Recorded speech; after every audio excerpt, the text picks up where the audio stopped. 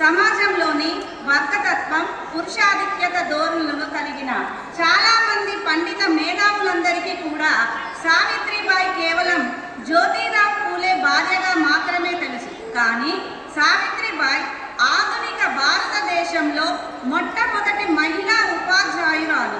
పీడిత ప్రజలు, ముఖ్యంగా స్త్రీల విద్యాభివృద్ధికి కృషి చేసిన తొలి తరం మహిళా ఉద్యమకారిణి, స్త్రీల విముక్తి కోసం అహర్నిశలు శ్రమించిన నాయకి, గొప్ప రచయిత.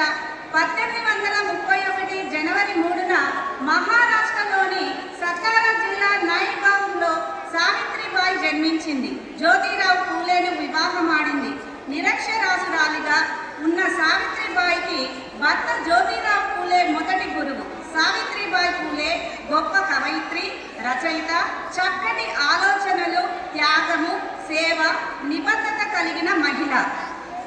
మహిళా ఉపాధ్యాయ దినోత్సవ సందర్భంగా సావిత్రిబాయి పూలే స్ఫూర్తితో మహిళా ఉపాధ్యాయుల త్యాగాలను, విద్యా బోధనలో వారి పాత్రను కొనియాడే కవిత. చీకటి తెరలను చీల్చి జ్ఞాన దీపాలు వెలిగించి మమతామూర్తులుగా మార్గదర్శకత్వంతో అడుగుల మార్గాన్ని చూపే అక్షర రూపాలు మహిళా ఉపాధ్యాయులు. సావిత్రిబాయి పూలే ఆశయాలు, తరతరాల త్యాగాలు, అక్షర దీక్షలు, శ్రీ విద్యకై పోరాడి సమాజాన్ని మేల్కొల్పి అందరికీ ఆదర్శమై నిలిచిన ఆ మహోన్నత శక్తి. తల్లిగా, చెల్లిగా, తోడుగా బాలికల భవిష్యత్తుకు పునాదులు వేసి రేపటి తరానికి వెలుగులు చూపేవారే మహిళా ఉపాధ్యాయులు.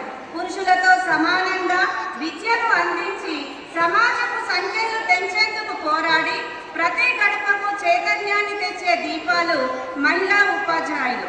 మీ సేవలకు, మీ నిబద్ధతకు మా హృదయపూర్వక వందనాలు, శుభాకాంక్షలు. ఇక్కడ ఉన్న మహిళా ఉపాధ్యాయులందరికీ మరొకసారి జాతీయ మహిళా ఉపాధ్యాయ దినోత్సవ శుభాకాంక్షలు. ధన్యవాదాలు.